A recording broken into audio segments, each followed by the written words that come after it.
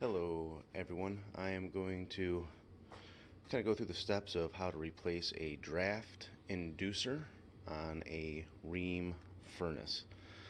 The other day we had a kind of a loud screeching noise that you can hear throughout the house. And the first thing I did is I went in, tried to find out where the noise was, and saw it was the draft inducer. Now this is a brand new draft inducer that we're going to be putting in, but I will go back and show you where the noise was coming from and what we did. But for today, for the replacement, we're having a Fasco draft inducer that's going to go in. We're also going to have a pressure hose that is dry rotted that I temporarily solved with some tape.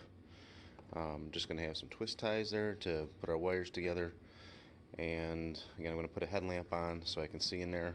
Really the only tool that is needed today is a flathead screwdriver.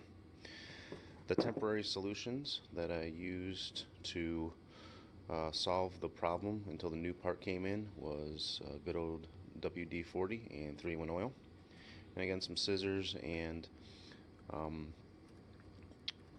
a blade to just cut the tubing and the zip ties. Alright, so I'm just going to kind of go over here, and this is the furnace part, and down here is where your control board is going to be, but up in that section is where the draft reducer is going to be. First thing you're going to do is you're going to come up here where you're going to find your switch, and you're going to turn off the power. So now that the power's off, you're going to come down here, and you're going to have screws that are going to, cover up your parts. So we're just going to go in here and see. In this one, I'm going to use my flathead to do that. On each one of those, I'm going to pop off that part.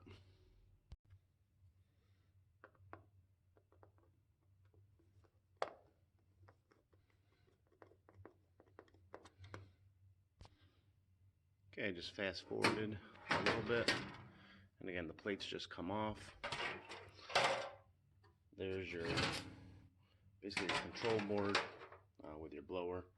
Then up there is the draft inducer. You can hear this is where the fresh air is coming in. All right. Then behind here, the air is getting sucked in through the draft inducer, and is then exits your house through that pipe.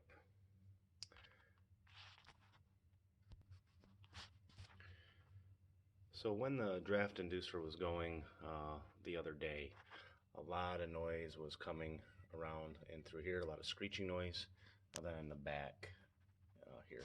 So what I did is I just shot some WD-40 in here and in the back, and then I added some 3-in-1 oil, and that really kind of stopped the screeching. That lasted for about 24 hours, and then it got really bad again.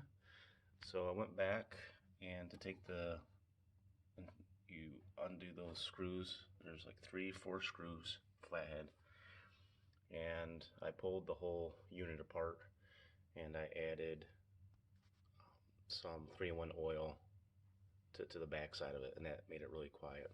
The temporary fix, if you can see down there, is some electrical tape on the hose where it was dry rotted. Again, if there's not pressure, this will shut your furnace down, and so what will happen is you'll hear a sound like it's starting up, and then it'll shut down because of the pressure switches. It's a safety feature of this furnace.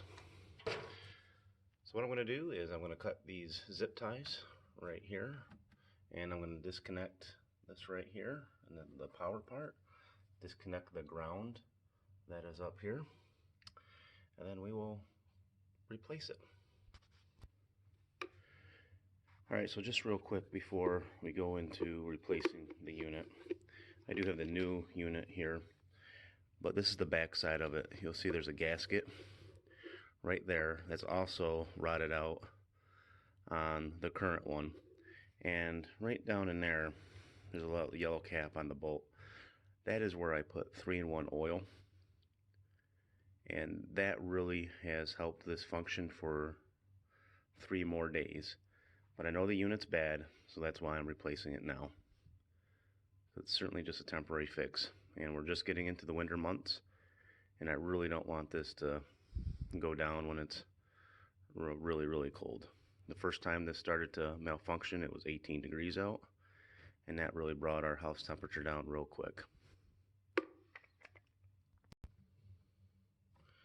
Again, just cutting that zip tie. The other thing I did too is I took a picture of how these wirings are connected. Because I am one of those people that when it comes time for me to connect these, because I am not an HVAC guy and I don't always know the correct wiring, so I will take a picture. So in about 10 minutes, when my short-term memory is gone, I will remember how to connect those wires. Alright, just got one more zip tie to go. Alright, ta-da! That piece is gone. And now I just disconnect that part. And now all of the wiring is disconnected except the ground, which is just connected right up there. And that'll be easy to take care of. Alright, so far so good. All the wiring and the ground is now disconnected. So I'm going to go down and pop off this pressure hose right here. And now that is off. So the only thing we have to do now is unscrew the unit to the piping there and take off the 1 and then 2, 3 and 4 screws, all flathead. Alright, get to the exciting part here. Hold on, everybody.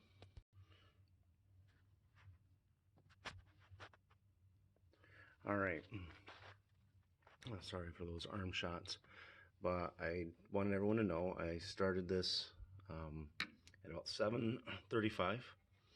So I'm going to keep people updated on how long this actually takes me to replace it. So 7:35 is the start time. So I've already taken out 1 screw, and I'll be going around and taking those all out right now. Alright, ta-da! And again with the ta-das. Alright, I'm trying not to do that, everybody. But this is such an exciting thing to do early in a Saturday morning. Is the screws are out, and now all you do is just kind of unsnap it from that part right there. Not even a snap. And you just got to navigate all these wires that were, got to unplug them from the switches. It wasn't as quick as a reveal that I wanted it to be. Alright, now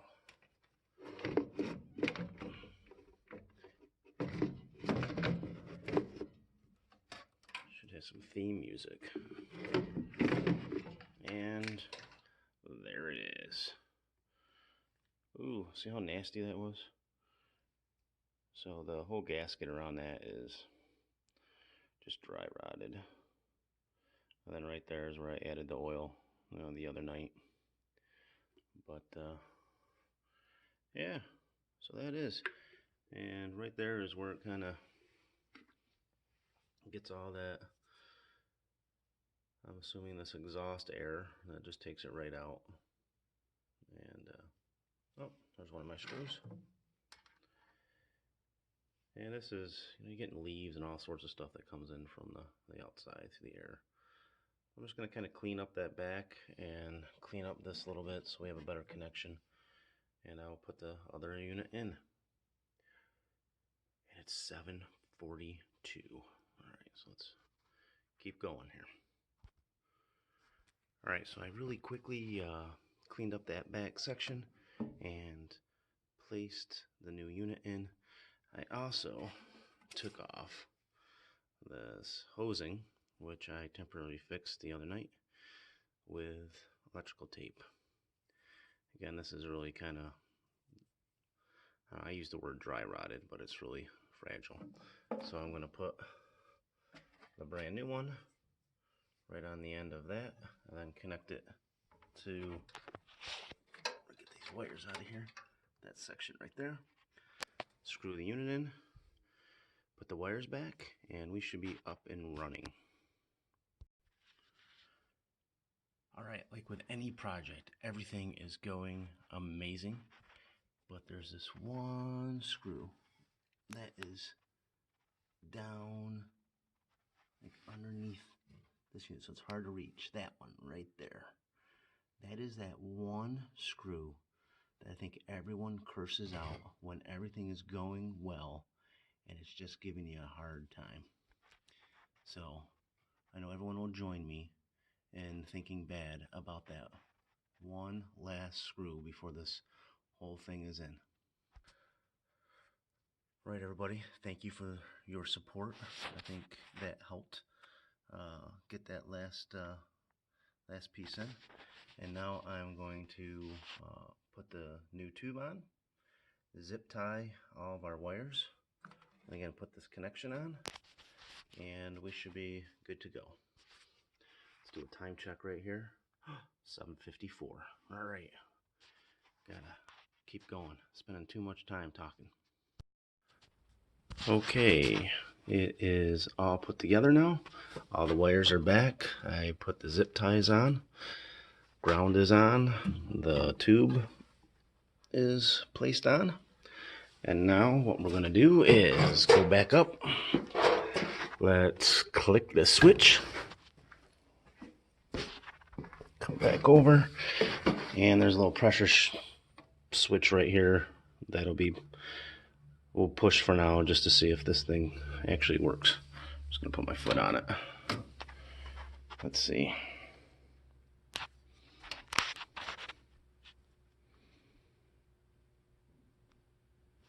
Hopefully.